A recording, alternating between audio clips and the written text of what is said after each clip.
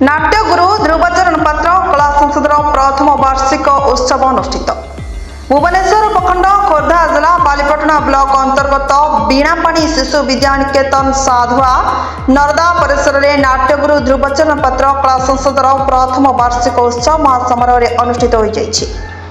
नाट्यगुरु ध्रुवचरण पात्र कला संसदर सभापति विभूतिभूषण महांती अध्यक्षतार आयोजित उत्सव में मुख्य अतिथि भाव जोगदेवा निर्वाचन मंडलीर वरिष्ठ समाजसेवी श्रीजुक्त मागुणीचरण सेठी, मुख्य वक्ता भाव वरिष्ठ सांबादिक श्रीजुक्त विनोद कुमार भोई एवं कवि विपिन बिहारी दास प्रमुख जोगदे नृत्य और संगीत कला एमिति एक औषध जहाँकि मूर्मूष अवस्था रोगाक्रांत मनुष्य को श्रवण द्वारा आरोग्य करिଥାଏ। एथिप्रति नृत्य और संगीत मनुष्य जीवन में अति आवश्यक हो पड़ी बोली मत व्यक्त करते। अनुष्ठान संपादक श्रीजुक्त रवींद्रनाथ पात्र संपादकीय विवरणी पाठ करथिबा बेले ओडिसी नृत्य गुरु छंदाराणी महांती उपस्थित अतिथि मानक धन्यवाद अर्पण करथिले।